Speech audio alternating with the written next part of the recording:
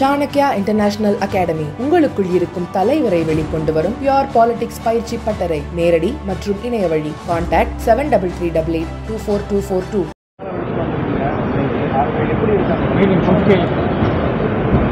எப்போதும் வருஷம் போயிட்டு அவருக்கு புகழஞ்சலி செலுத்துவது வழக்கம். அந்த அடிப்படையில் இந்த வருஷமும் கண்ணியத்துக்குரிய தெய்வீகமும் தேசியமும் இரு கண்களாக போற்றுகின்ற ஐயா தேவர் திருமகனார் அவருக்கு காங்கிரஸ் பேரியக்கத்தின் சார்பாக மலரஞ்சலி செலுத்திவிட்டு புகழஞ்சலி பேசிவிட்டு வந்திருக்கிறோம்.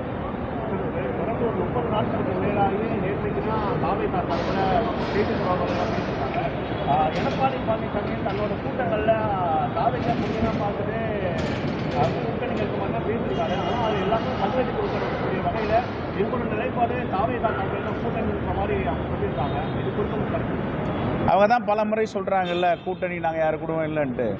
இவர் எதுக்கு வழிய போயிட்டு கூட்டணிக்கு வருவாங்க, பழம் கனிந்து விட்டது அப்படிலாம் சொல்லிகிட்டு இருக்காரு. பால் நழுவி பழத்தில் பழநழுவி பாலில் விழப்போது இப்படிலாம் கதைலாம் சொல்லிகிட்டு இருக்காரு. தேவையே இல்லை.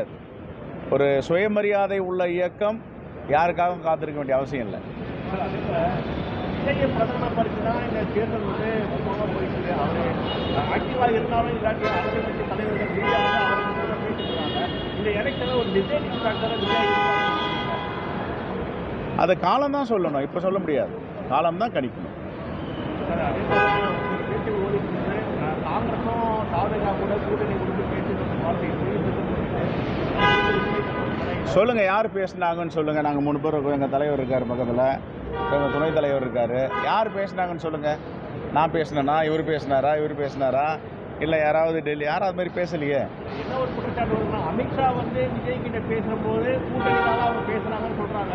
ஆனால் முதல் முறையாக ராகுல் காந்தி தான் விஜய் கிட்ட ஃபோன் பண்ணி பேசுறது. ஆனால் அதை குறித்து யாரும் பேச மாட்டாங்க. என்ன பேசுறாங்கன்னு யாரும் சொல்ல மாட்டாங்க. நாங்கள் பல முறை சொல்லிட்டோம். தலைவர் ராகுல் காந்தி அவர்கள் பாஜக ஆளும் மாநிலங்களில் இப்படிப்பட்ட பேரிடர் நடந்தால் பாஜக தலைவர்கிட்டையும் ஃபோனில் பேசி விசாரிப்பார், நாங்கள் இருக்கோம் உங்கள் கூட அப்படின்ட்டு. இப்போ போர் நடந்துச்சு பாகிஸ்தானில், பாஜக தலைவர்கிட்ட பேசி சொன்னார், நாங்கள் இந்த தேசத்தோடு இருக்கிறோம், நாட்டோடு இருக்கோம். அதே மாதிரி ஒரு பேரிடர் நடக்குது, ஒரு துக்கம் வருதுன்னா அந்த துக்கத்தில் நாங்கள் பங்கெடுக்கிறோம் அப்படின்னு சொல்லுதான் மனிதாபிமானம், தலைவர்களுடைய மகா பண்பு. அந்த அடிப்படையில் தான் அவர் பேசினார கண்டி இதில் அரசியலே இல்லைன்னு பலமுறை சொல்லிட்டோம். அதையே எல்லாத்தையும் அரசியல் ஆகிட்டு இருக்கீங்க. ஒரு மனிதநேயத்தோடு அவர் பேசுகிறாரு, அதை பெருமையாக பார்க்கணும். நிர்மல்குமார் என்ன சொல்லியிருக்காங்கன்னா, தாவேகாவோட நிர்மல்குமார் என்ன சொல்லியிருக்காங்கன்னா, எங்களுக்கு அங்கே கருவில் வந்து ஏற்பட்ட நெருக்கடிகள் இருக்குது, அதனால தான் எங்களால் போக முடியல, அதனால நீங்கள் அழைப்பு சந்திக்கிற மாதிரி சொல்லியிருக்காங்க. அதே போல் அந்த சந்திப்பு வந்து பார்த்தீங்கன்னா அந்த விஜயை சந்தித்தவங்கள இப்போ அவங்களே வந்து கார்னர் பண்ணுற மாதிரி இப்போ சமூக வலைதளங்களில் பணத்துக்காக தான் இவங்க வந்து இப்போ அவங்க பார்த்துருக்காங்க, பேசியிருக்காங்க ஒரு நேரத்தில் சொல்லியிருந்தாங்க. எப்படி இருக்குது கரூர் சம்பவத்தில் என்னை பொறுத்த வரைக்கும் இன்னும் அந்த துயரம் விலகலை.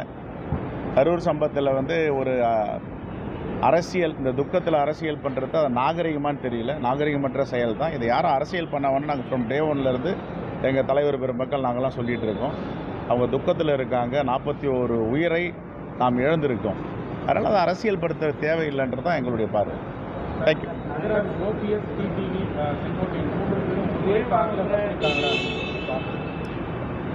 ஒற்றுமையாக இருக்காங்க, 3 பேரும் ஒற்றுமையாக தானே இருக்காங்க. அதை மகிழ்ச்சி அடைய வேண்டியது தானே.